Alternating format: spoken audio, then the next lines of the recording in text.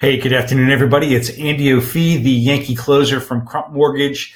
It is Friday, and what a crazy week we've had. It really started off with not a lot of data that came out, but all the news that came out from the Fed. We had more talk about tariffs on China up to 16 billion. We had some housing data that really can be misconstrued by the media, but we also had some great numbers as far as appreciation. And now we're kind of rolling into the weekend with the market sitting at the lows in yields and with rates now at 8 to 10 week lows, which is actually fantastic as we roll into the weekend. One statistic I want to share with you today as we kind of wrap up the week is the fair housing pricing number that comes out on a monthly basis. And I want to show you this chart to let you know just a great tool for you to use with clients that are on the fence, potentially thinking about buying. Let me go ahead and show you what this looks like. So the FHFA house price index comes out again on a monthly basis. It was reported from May to June. And as you can see in the East South Central, our numbers are up 6.3%. As a national number, it's up a robust 6.5%. Now we can all look at that as saying, well, hey, supply is light. The demand is strong. It's pushing prices up. How long is it actually going to last? Well, in reality, I think you're going to continue to see this market clip along at a good pace, particularly if we're not seeing this spike in rates that even I was talking about that I thought we would have had by now, at least going into the fourth quarter. But, we've got the stock market playing off of what's happening with China. We now even have the Fed talking about only one rate rise for the balance of the year at the September meeting and an only 60% chance of them raising them again in December. Now, if you think about short-term rates going up, prime goes from 5 to 5.5%. Who does that impact? Well, it can impact a lot of people, particularly people that have home equity lines of credit that are floating based on where prime rate is. So that's something also to look at as we go in towards the end of the year.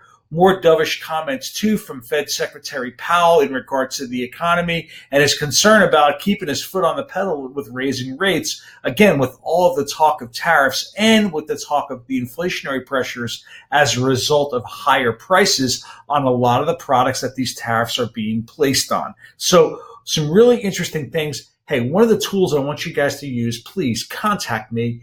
It doesn't cost you anything. I can create it for you. I showed you how great it was to do a rent versus buy comparison. Well, hey, home price appreciation plays into that also.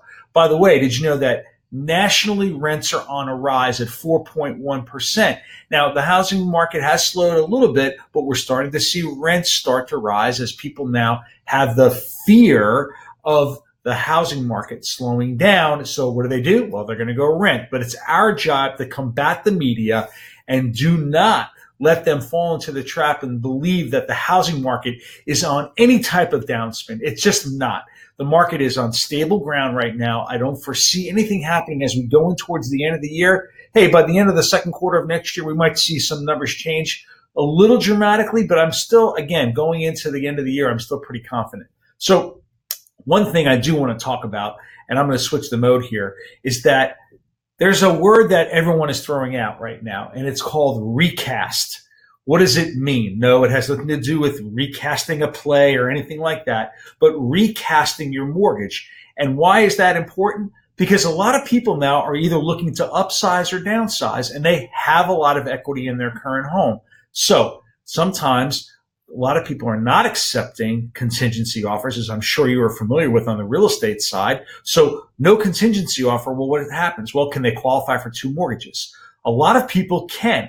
And here's what they can do. If they have $100,000 in equity in a house after they sell it, and they're in the process of buying a new house, but the old house hasn't sold, well, if you can make on average one payment on the new house, you can recast the amortization schedule down and reset the schedule for yourself in the next 60 days after you make one payment. So add an extra $100,000 to the principal amount of the new loan. Well, it can eliminate mortgage insurance, obviously lower the monthly payment significantly, but it is a tool that we are able to do with your clients. A lot of banks are not doing this now, but like I said, it usually requires at least 1 month, one payment after the first closing, and then somewhere between $200 to $250 fee to do that. But it is a great option. We'd offer that option for your clients so that it can help them reset their amortization, not pay mortgage insurance potentially, and obviously lower the principal amount and lower their monthly payment.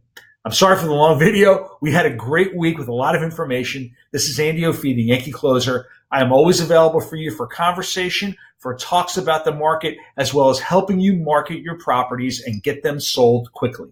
Thank you so much. Hope you have a great weekend, and we'll talk again soon. See ya. Bye-bye.